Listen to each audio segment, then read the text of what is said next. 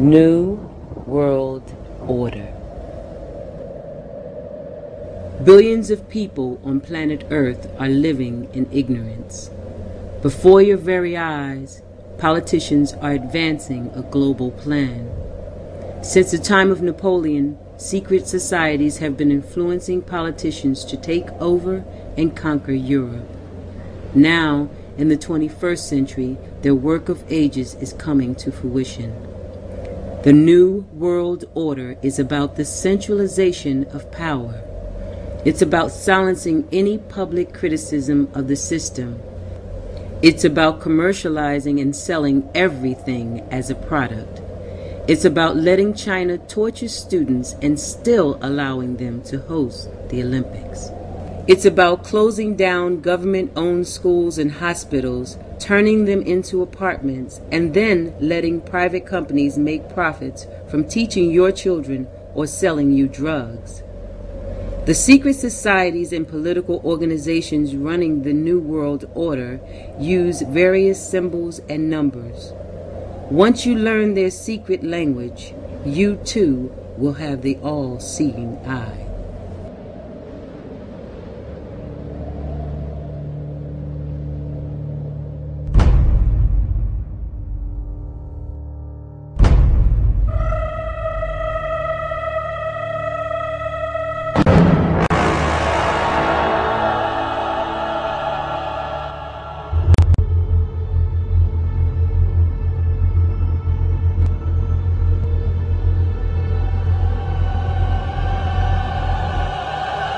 Let it begin.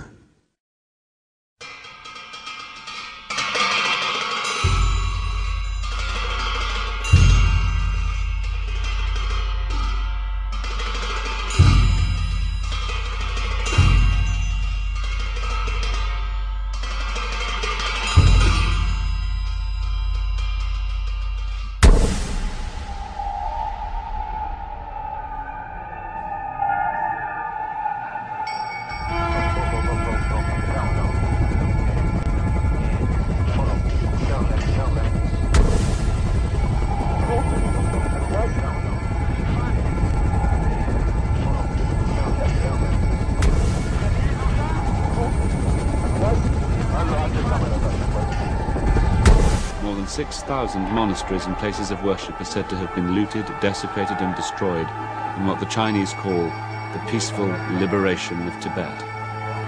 Within the last few years, the Chinese have dramatically increased political arrests and prison labor.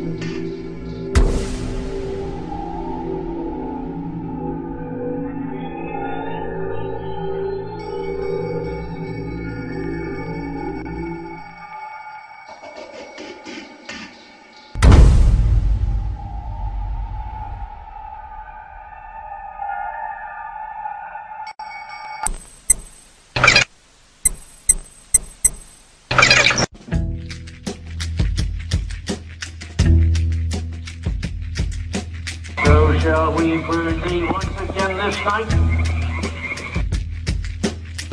There's something happening here. What it is ain't exactly clear. There's a man with a gun over there telling me I've got to beware. I think it's time we stop. Children, what's that sound? Everybody look what's going down.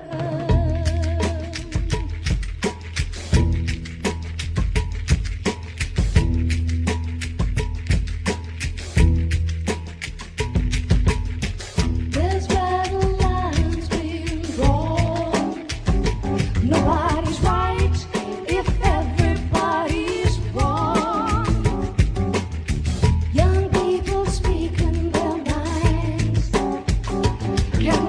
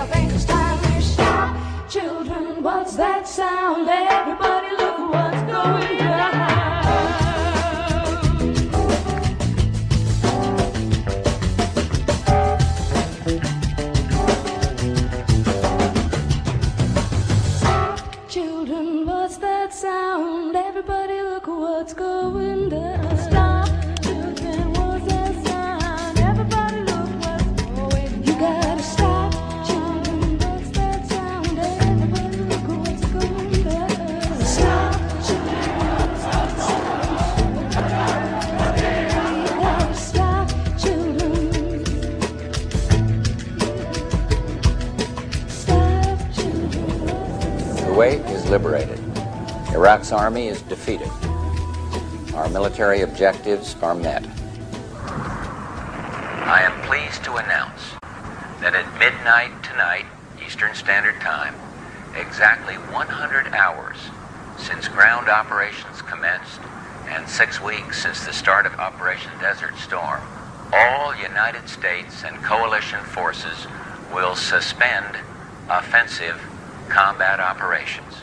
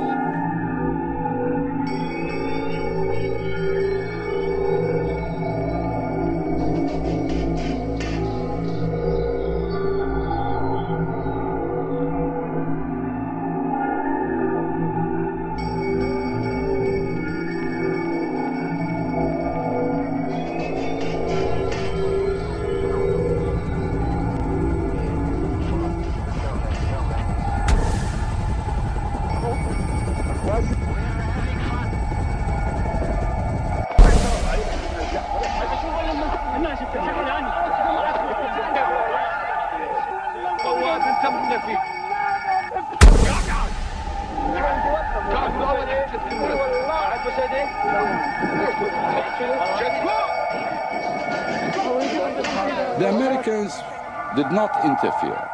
Therefore, it took us only a few days to recover from the surprise, to reorganize our troops, reorganize our resources, and impose peace and order and the southern governors. It took us 2 weeks to do that.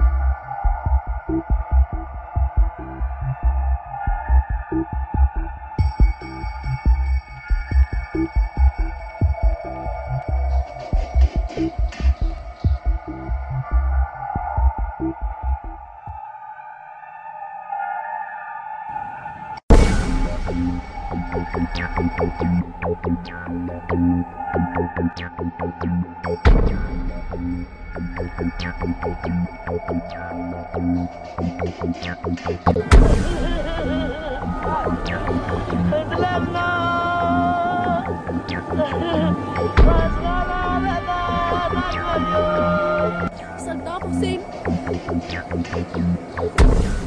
bombing, bomba, helicopters destroyed us. I don't know. They saw this, but they don't know why. We are human like you.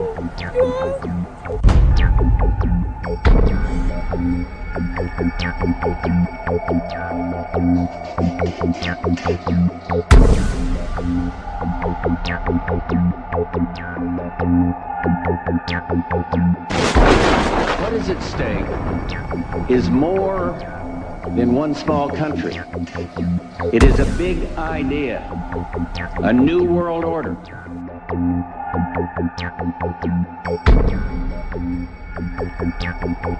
And this is the best chance to begin to establish the new world order. I think even that does not describe why the world has changed so much and why the world has turned so much toward a new world order and a new kind of civilization. It first started in 1967 when I found out that I had not gotten the big picture, even though I thought that I had it together. I just didn't have the complete pieces of the picture. This is a giant geo-psycho-political picture, and things are happening with the use of subliminal, indirect, and reverse psychological propaganda. It's made to be confusing by the evilarchy that controls not only the United States but Britain. This Illuminati, this group who call themselves the Enlightened Ones, had gained positions of power through control of the banking system.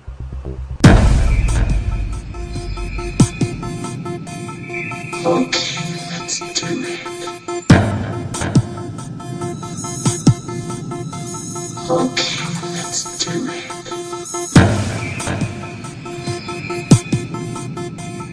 Okay, let's do it. Okay, let's do it.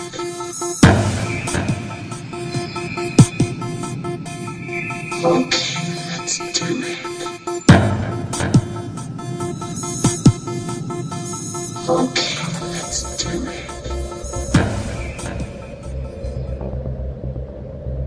On the back of the dollar bill, you'll see the symbol on the left-hand side of the bill, which is annuit coeptus, which means our enterprise is now a success, or our enterprise is crowned with success. Annuit coeptus. So you're saying, fine, so you have an enterprise and is now crowned with success. What enterprise are you talking about? Novas ordo seclorum. Novas is novus, meaning new. Ordo is order, and seclorum is where we get the word secular, meaning the world. So it's new order of the world, the new world order. George Bush's new world order is now a success. Bill, you've heard an awful lot of dramatic speeches and seen dramatic moments in times of great gravity for the nation. How would you assess this evening? This was a stirring address, in my view, shorter than his father's speech when he announced the New World Order, shorter than his father's speech when he announced the New World Order.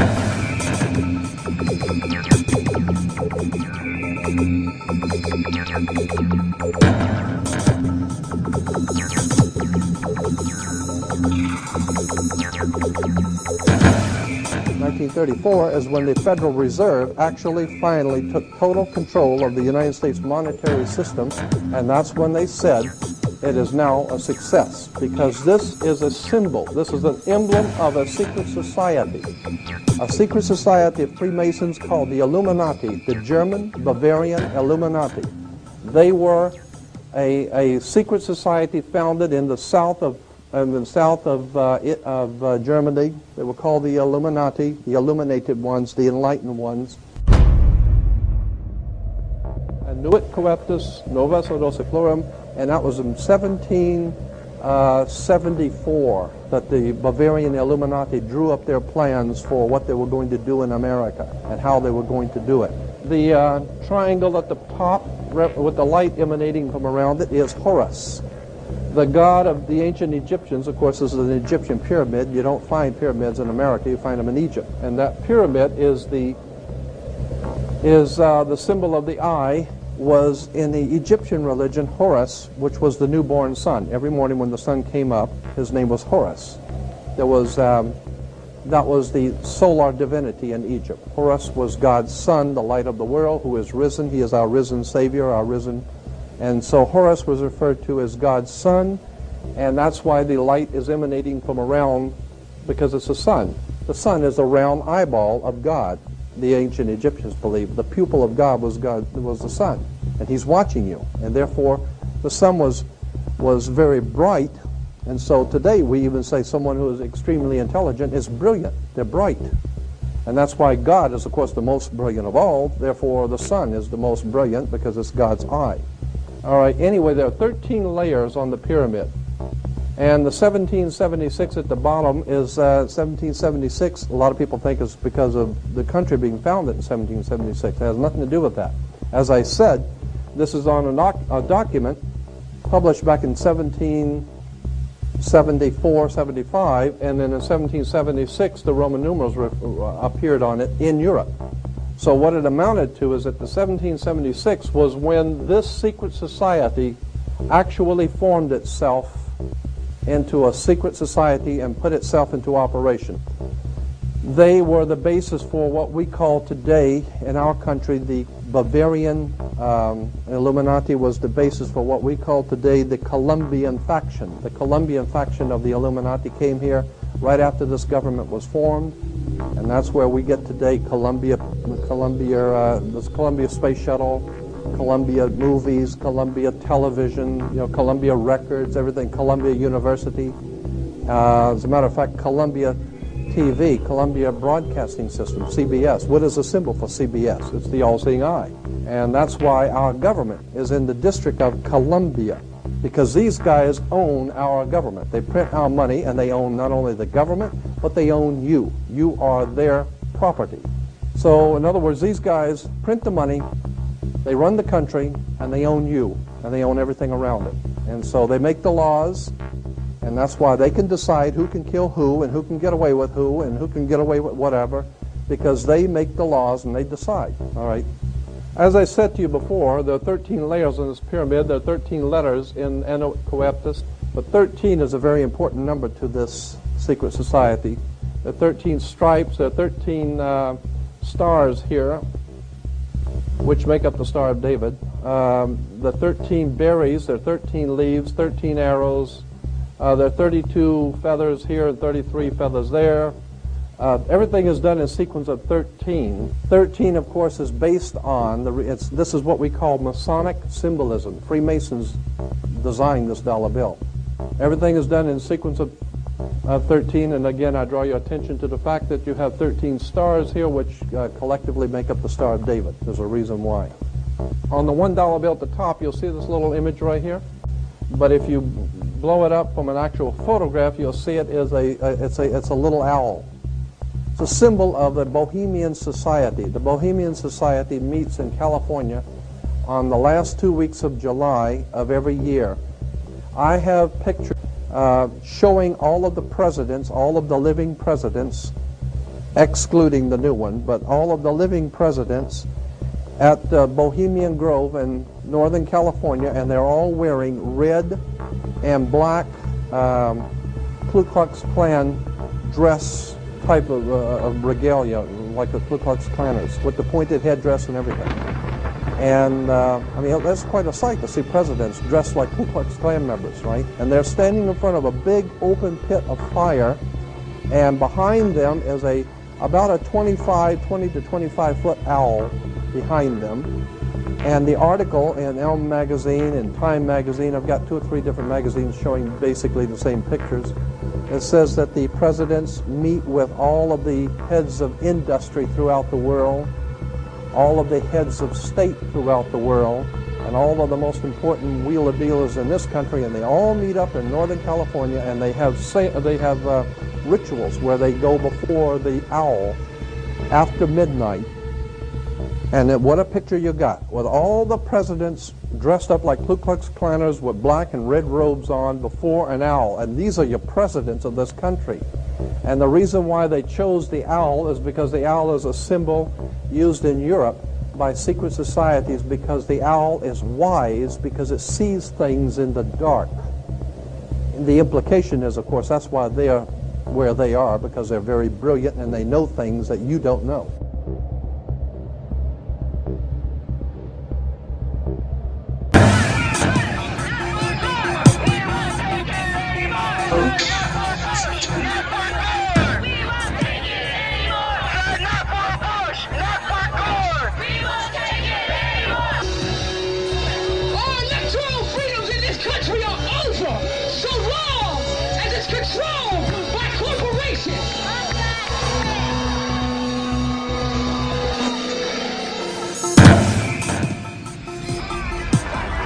Living room is the factory. The product being manufactured is you.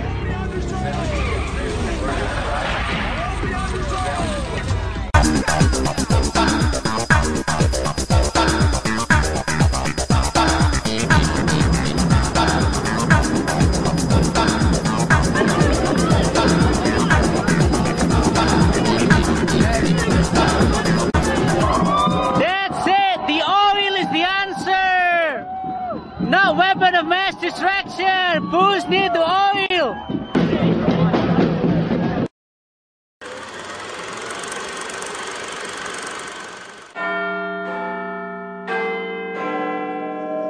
Studying shadows like an indoor cat until dusk, when the sky walks me home.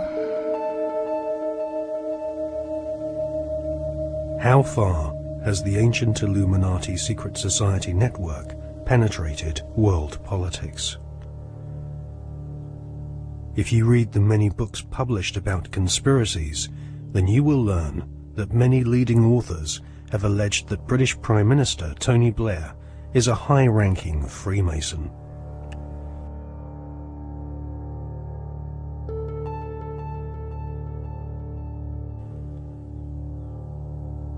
Mr. Blair is a Queen's Counsel barrister, a profession which has its roots in the Temple Bar, built in London by the Knights Templar secret society in the 12th century. According to many authors, Tony Blair follows the tradition of Masonic membership amongst large numbers of barristers and judges. Mr. Blair is allegedly a member of the 1591 Studholme Masonic Lodge, which meets, amongst other places, at the Café de Paris in London. The Prime Minister has defended his role in lobbying on behalf of a wealthy Labour Party donor who was negotiating to buy a steel company from the Romanian government. Mr. Blair wrote a letter in support of Lakshmi Mittal, an Indian billionaire who lives in London. Mr. Blair said the letter was a standard one, written on the advice of the Foreign Office. However, opposition MPs are calling for an inquiry into allegations that his intervention helped to clinch the deal for Mr. Mittal's company, which is registered in a Caribbean tax haven. Our political correspondent, Norman Smith, reports. Lakshmi Mittal donated more than £100,000 to Labour after the last election. Shortly after that, Mr. Blair wrote a letter to the Romanian Prime Minister in support of a successful bid by Mr. Mittal's company, L&M Holdings, to buy a Romanian steelworks.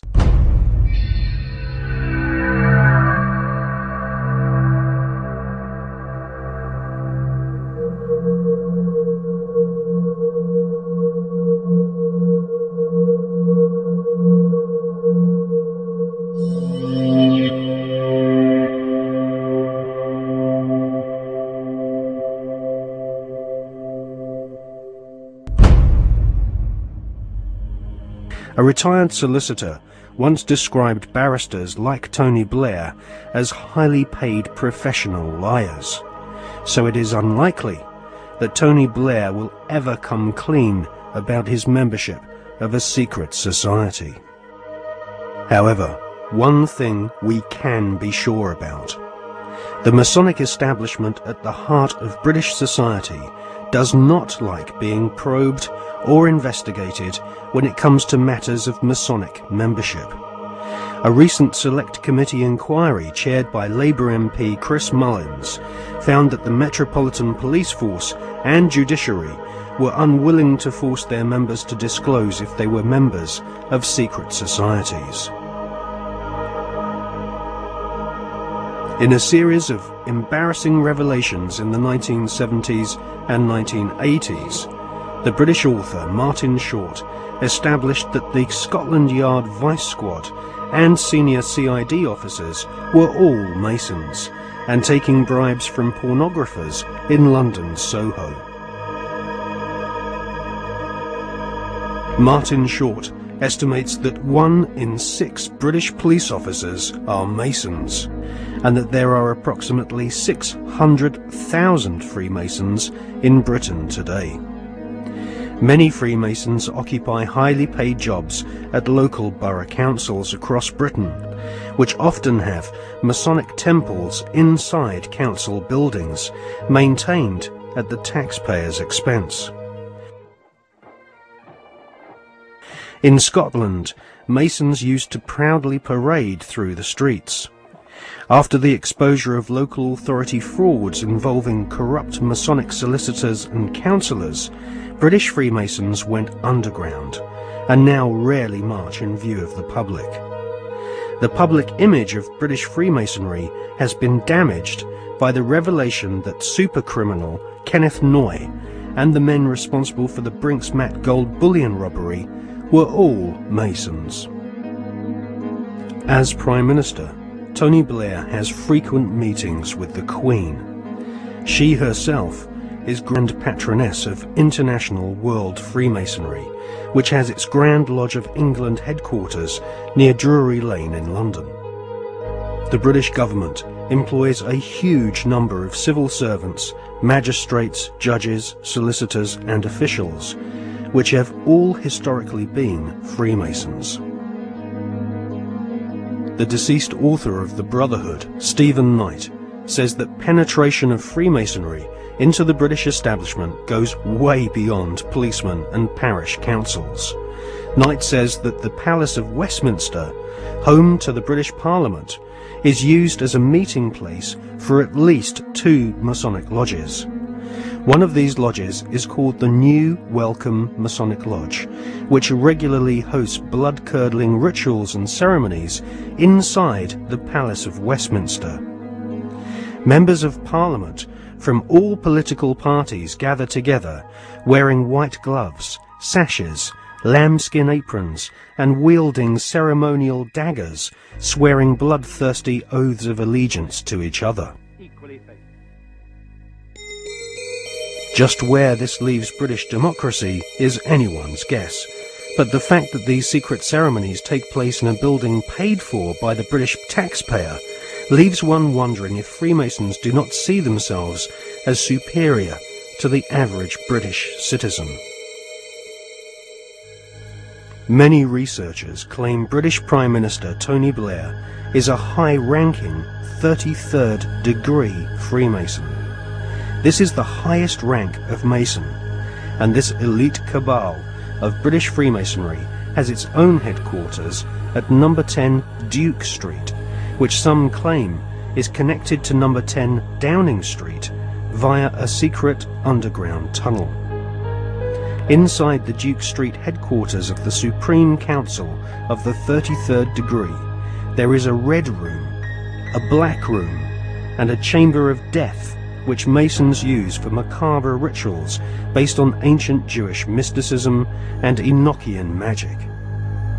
Once initiated into the 33rd degree, Masons are told they are superior beings, and the human population are referred to as being profane goyim, which means cattle. If Tony Blair is indeed a 33rd degree Freemason, then he is following in the footsteps of previous Prime Ministers, who have all been members of either Freemasonry, the Knights Templar, or the Round Table, which was started by Sir Cecil Rhodes following his economic conquest of Zimbabwe during the 19th century. Winston Churchill was also a 33rd degree Freemason, initiated into the Studholme Lodge at the headquarters of the 33rd degree in May 1901. Winston Churchill was also a member of the Order of Druids, who often meet at Stonehenge during the spring equinox, whilst members of the British public are forcibly restrained from this ancient megalithic site by thousands of police officers. The ancient Druid rituals at Stonehenge can be considered harmless when compared to the murderous, satanically inspired ceremonies of Freemasonry. Most Freemasons do not progress beyond the first 3 degrees or exams of initiation. These are often called the blue degrees. In fact, many Masons do not even realize that beyond the 3rd degree of Master Mason, that there are higher degrees. The higher degrees of Freemasonry are almost exclusively populated by men of aristocratic lineage, or ex-officers of the armed forces. In all, at any one time, there are no more than a few dozen men who reach the 33rd degree. As they pass each ritual test, the ceremonies become more bizarre and include symbols which can be found in ancient Egypt, with initiates being given pompous titles such as sovereign, prince, or knight.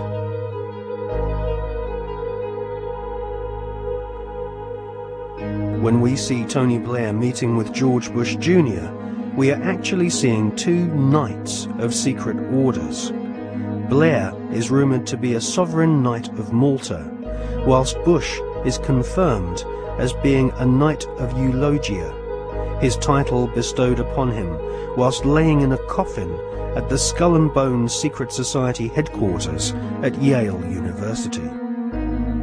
Blair and Bush claim to have democracy and freedom as their #1 priorities, but both have sworn blood-curdling oaths of allegiance to ancient Babylonian, Egyptian, and Jewish demon gods.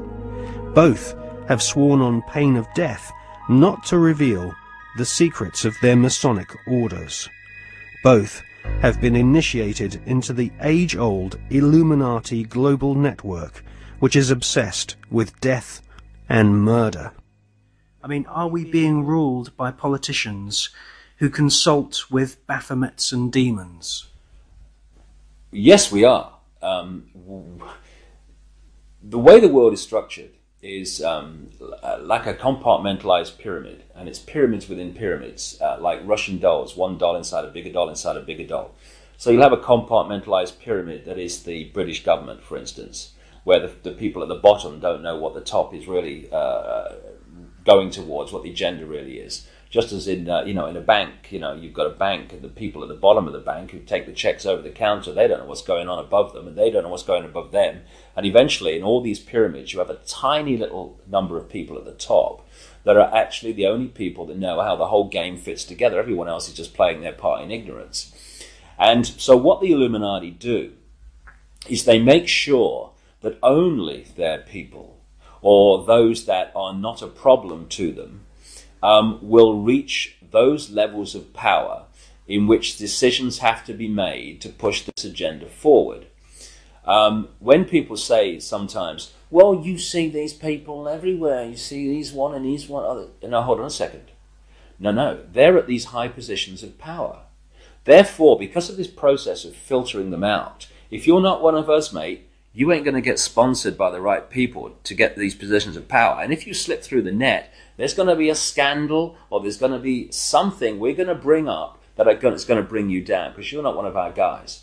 And so therefore, the ratio of people who are into these dark satanic rituals, etc., to positions of real power in the world are very, very high compared with the general population, where it's nothing like as high, of course. And so the question answers itself, in my experience, when people say, do you think the Prime Minister of Britain's involved? And my reply is he the Prime Minister of Britain?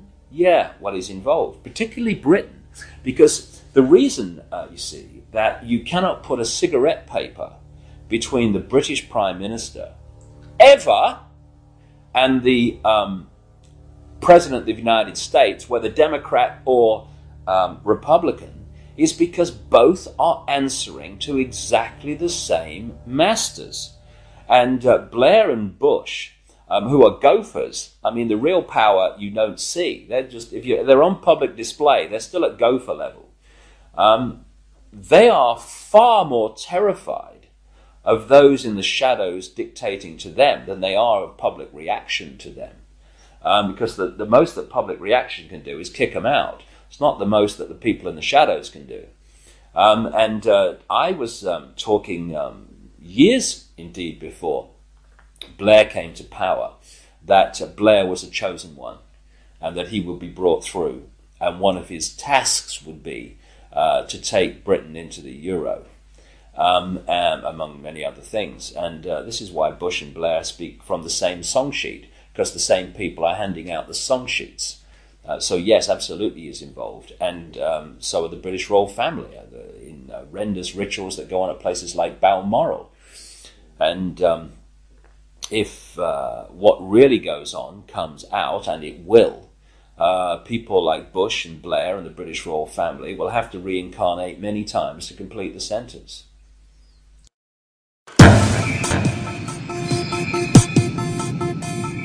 Let's do it. Let's do it.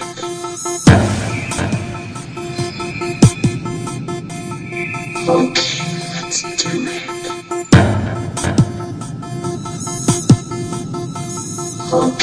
Let's do it. Let's do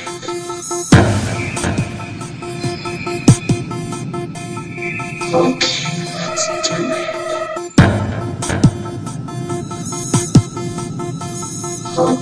Let's do it.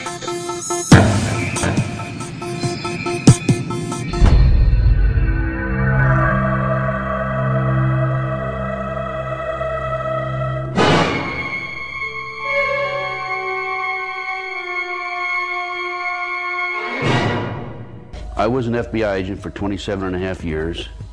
At the time of my retirement, I was the senior special agent in charge of the FBI Los Angeles Division. I have been qualified in the courts as an expert on cults and satanic ritual abuse. I have information from various sources that judges, law enforcement, prosecutors, attorneys, doctors, some many prominent individuals, including actors, actresses, professional football and baseball players, are involved in these type activities.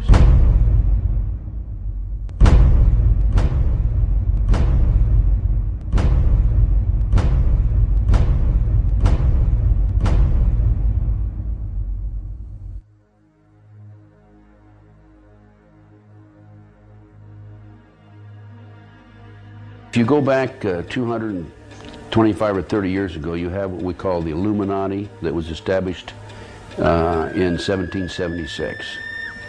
And the goals of the Illuminati, this is all very well documented, are to take over the world. One of the best ways of taking over the world is to control people's minds and to take over a country through the control of the minds. So what's happening in America, and based on my research and my interviews with numerous individuals, is that the powers that be, the higher-ups, the people in the Illuminati, are using the satanic cults as a means and as a tool to condition individuals and to make them victims of the mind control, MK Ultra mind control program. There's probably close to 4 million practicing Satanists in the United States alone, based on my intelligence information.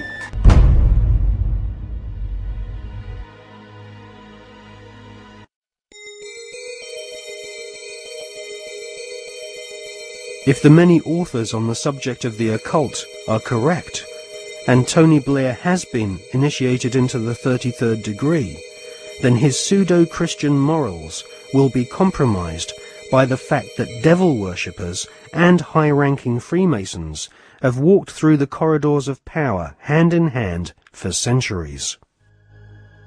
The Royal Archmasons describe their highest-ranking brothers as Grand Solicitor Generals of the Supreme Grand Chapter.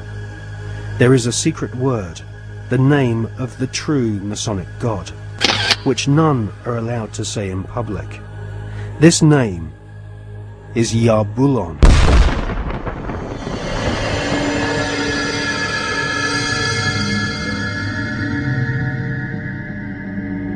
The Masonic God is not the same God of the Bible, which the Masons call Adonai.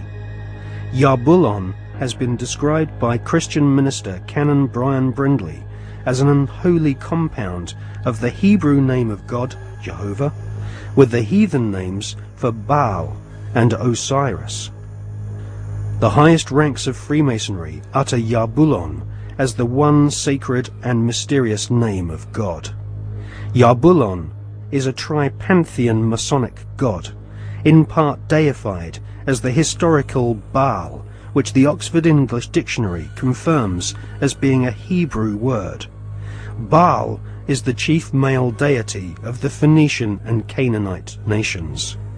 To the tribes of the Old Testament, Baal was the devil himself.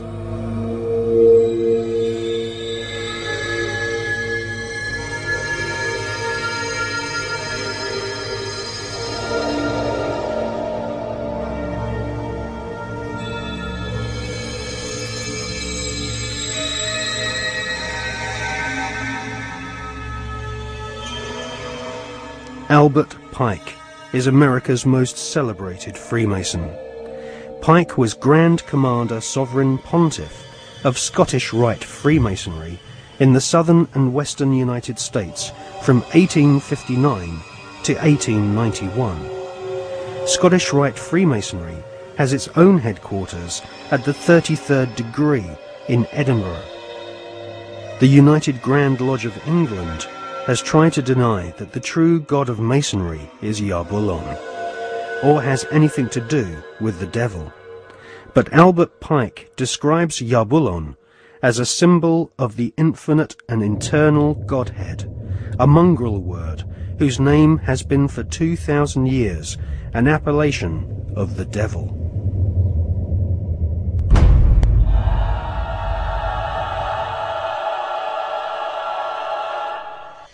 On the 14th of July 1889, Albert Pike issued these instructions to 23 Scottish Rite Supreme Councils throughout the world.